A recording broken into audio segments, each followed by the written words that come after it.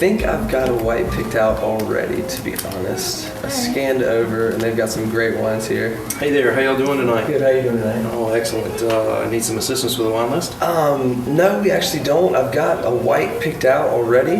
I think we're going to go with the bin number 127, the Tablas Creek, the Paladin de Tablas Blanc. Excellent. I believe that's choice. the 2012. 2012, I'll check on that for sure. But I'll be right back with this. Thank you very much. I trust your judgment. All right. Good news, we do have that Great. wine, and it is the 2012 vintage. Perfect. So we have Tablas Creek, 2012, Paladin de Tablas Blanc. Excellent. That sounds great. And just going I'm to set excited. these out for you guys. Try something new. Yeah. It's always nice to try new wine. Thank you, sir. Taste it. Still in enclosure.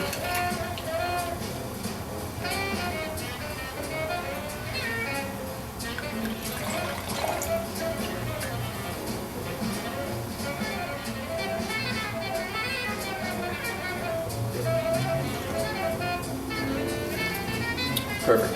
Excellent. Tastes great. And everybody else will be having some wine this evening? Oh, yes. Yes. Outstanding. Oh, yes. Of course.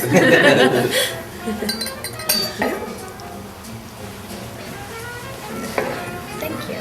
You're very welcome. Now we have to start thinking about an appetizer maybe after this. That's good. They have the best bruschetta cream. I've heard that too.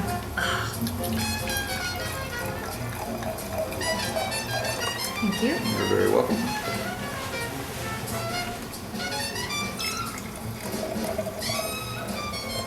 Thank you. And for you, sir. Thank you very much. You know so much more about wine than I do. And this will keep it chilled a little bit for you. Thank you very much. You sir. guys enjoy. Cheers. Thank you. All right, let's talk about a little bit of the basics of wine service in general.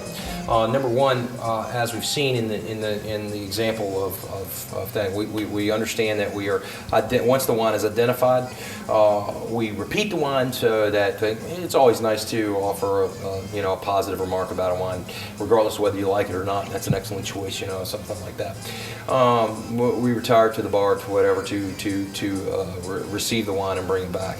Some of the key things of wine service here is obviously napkins. I like these to be draped in a diagonal pattern across the tray. It's a standard square tray. Now, on occasion, when you have, you will see Mike or I, we might have like a big party that has a number of things. We might go and do something on a round tray, but about 90% of wine service is conducted on a square tray. So two draped across just like this makes a nice little presentation. It's almost like the tray's got little, tails to it, and it looks good. I see this all the time. This is not acceptable. This just doesn't get it. Okay, that's not properly draping the thing. Okay, so it does require two.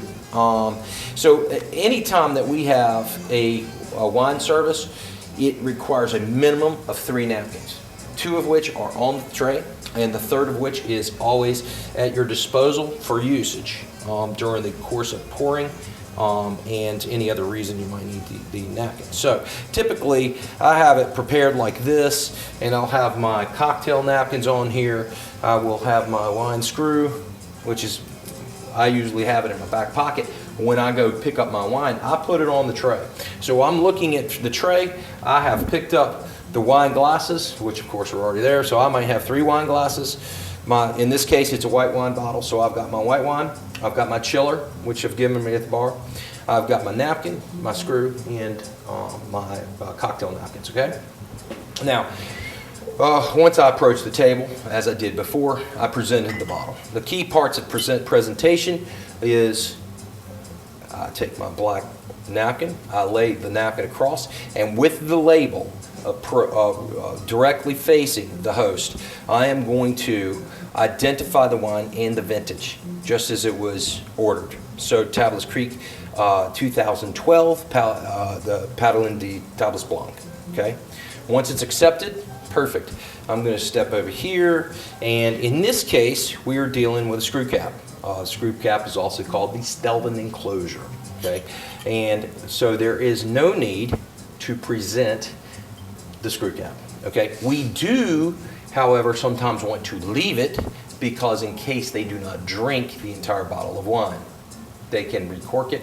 And state of North Carolina requires that it be in a separate compartment from the driver, but they always can do that. So if anybody asks you a question about that, it's always important to at least know the laws in the state of North Carolina. So what we do, like I did that in that case, I didn't present the screw cap to you, but I will leave the screw cap on the table, okay, along with the wine itself. Now, with any wine, still wine of any type, that is either red or white that we're using a full balloon for. We call this a balloon.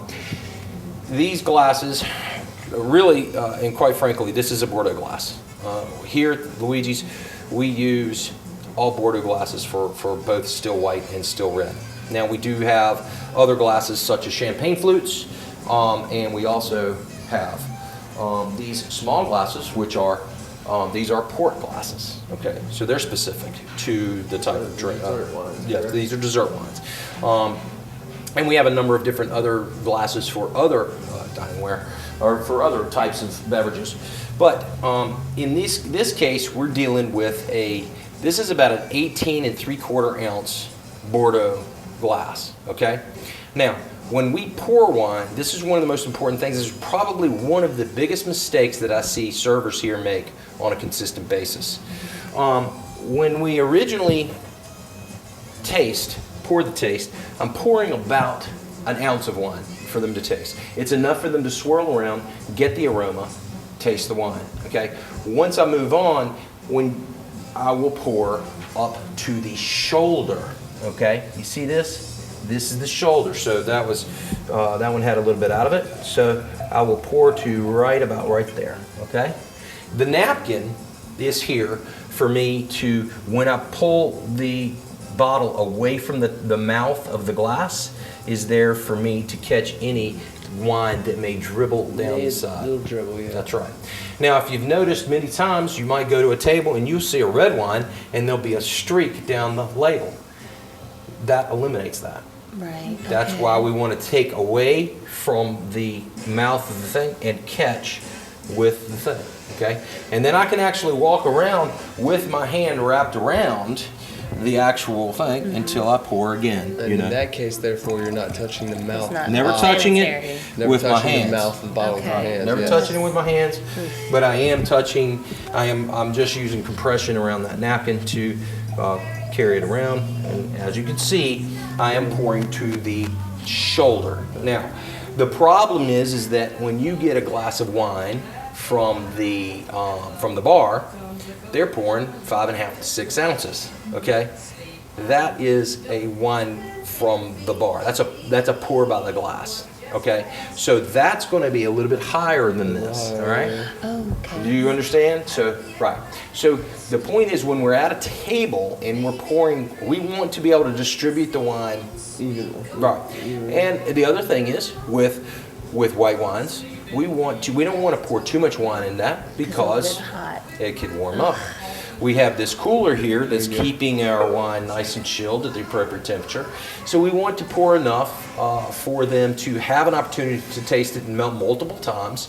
And then we want to come back and pour again. What I do not like, or what I do see, is I will see people pouring glasses and they're up to here. Well, I mean, that's 7 ounces of wine. I mean, 7 ounces, you got 3 pours and you're almost done with the bottle. We don't want to do that, okay? So we want to be cognizant of how much we're pouring into a glass, Okay. all right? So, and that applies to both red and to white, okay?